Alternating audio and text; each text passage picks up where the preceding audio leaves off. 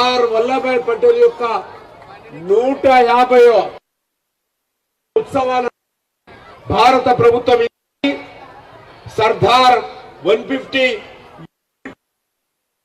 ఈ రకంగా కూడా అన్ని కొనసాగిస్తున్నాం. ఆ కార్యక్రమంగానే ఈ కార్యక్రమాన్ని మనం జరుపుకుంటాము. ఇది ప్రాంతాలలో కూడా జరుగుతున్నాయి. మరి ఈ కార్యక్రమం మనం ఈరోజు సర్దార్ పటేల్ యొక్క గొప్పతనము, ఈ దేశం కోసం ఆయన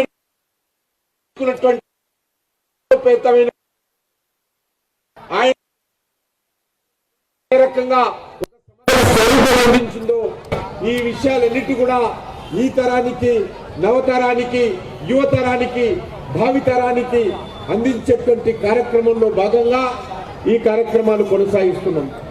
దేశవ్యాప్తంగా కూడా ఈ రకమైనటువంటి పాదయాత్ర నిర్వహిస్తా ఉన్నాము. అదేవిధంగా గుజరాత్ లో వారు జన్మించినటువంటి గ్రామం నుంచి కేవడియా, ఎక్కడైతే సర్దార్ వల్లభాయ్ పటేల్ అత్యద్భుతమైనటువంటి మరి ఈరోజు ఎక్కడైతే విగ్రహం ఉందో అక్కడి వరకు కూడా సుమారు 15 రోజుల పాటు యాత్ర కొనసాగుతుంది. ఆ యాత్రలో కూడా ఒకరోజు మరి వచ్చే నెల 5వ తేదీన నేను కూడా యాత్రకు నేతృత్వం వహిస్తా ఉన్న విషయాన్ని సందర్భంగా తెలియజేస్తున్నాను. మనకు తెలుసు, భారతదేశంలో స్వాతంత్రం వచ్చిన తర్వాత మరి ఏ రకంగానైతే మరి దేశంలో ఉన్నటువంటి చిన్న చిన్న రాజ్యాలు, చిన్న చిన్న సంస్థానాలు మరో రోజు భారతదేశంలో కలవకుండా మేము స్వతంత్రంగా ఉంటాము, మేము భారతదేశంలో కలవమని చెప్పారు. ఆ రోజు ప్రధానమంత్రిగా ఉన్నటువంటి జవహర్లాల్ నెహ్రూ గారు మరి ఈ విషయంలో మరి ఏ రకమైనటువంటి చర్యలు తీసుకున్నారో మనకు తెలుసు.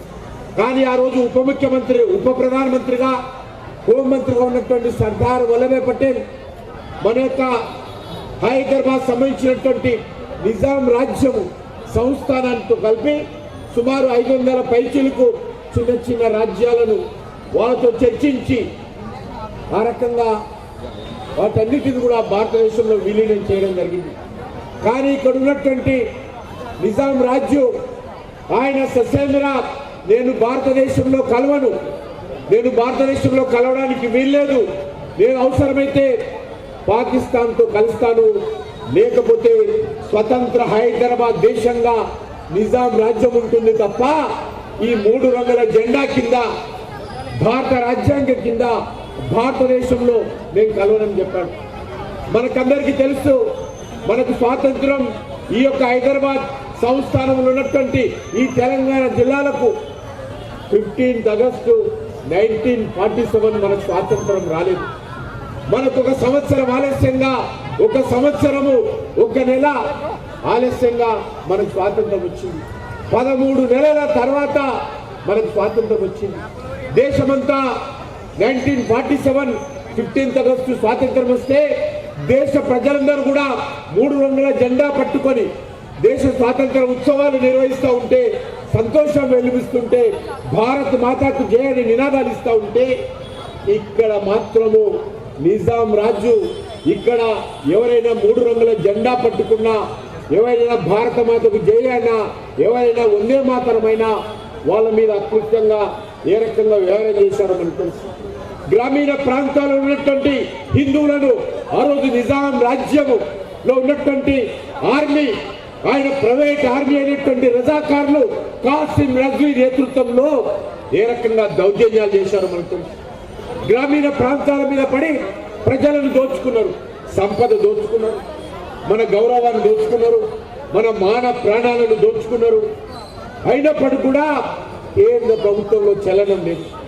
చివరకు సర్దార్ వల్లభాయ్ పటేల్ చొరవ తీసుకొని ఈ రకంగా వదిలేస్తే తెలంగాణలో ఒక్క హిందూ కూడా బతకడు, ఒక్క హిందూ స్త్రీ కూడా బతకదు, ఎవరికి రక్షణ లేదు. ఈ రోజు ఇక్కడ ఒక రాజ్యం నడుస్తా ఉంది.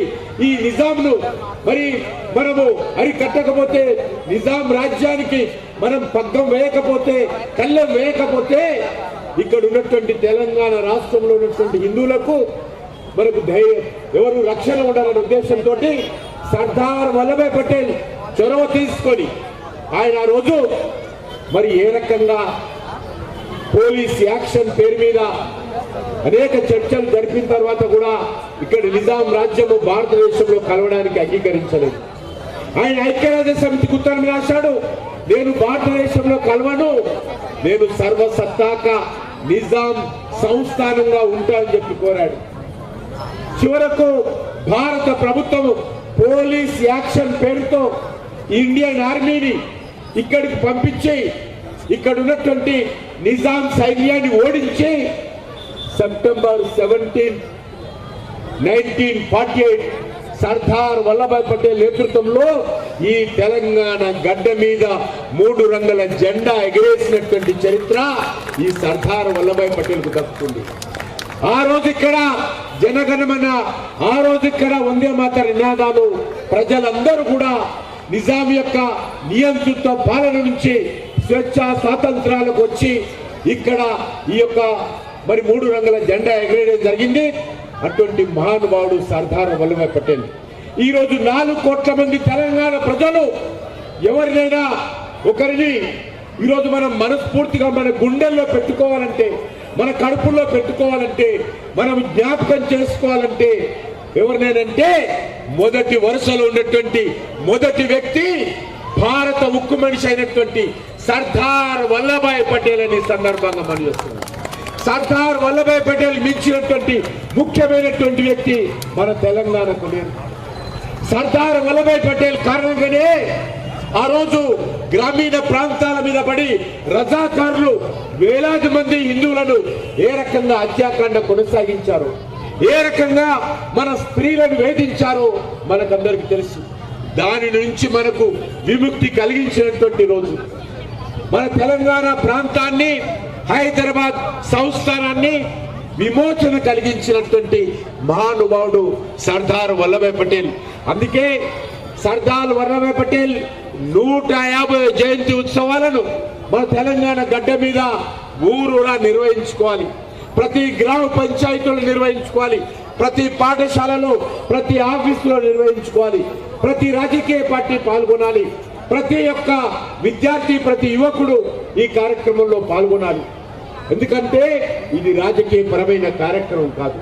అందుకే మనము నిజాం యొక్క నియంతృత్వ రజాకారుల యొక్క కాసిం రజీ నేతృత్వంలో జరిగినటువంటి దౌర్జన్యాల నుండి విముక్తి కలిగించి ఈ తెలంగాణ గడ్డ మీద 3 రంగుల జెండా ఎగరేసినటువంటి మహానుభావుడు, మనకు రక్షణగా మనకు అండగా నిలబడినటువంటి మహానుభావుడు మరి సర్దార్ వల్లభాయ్ పటేల్ ను మనం ఎప్పుడు కూడా మర్చిపోకూడదు.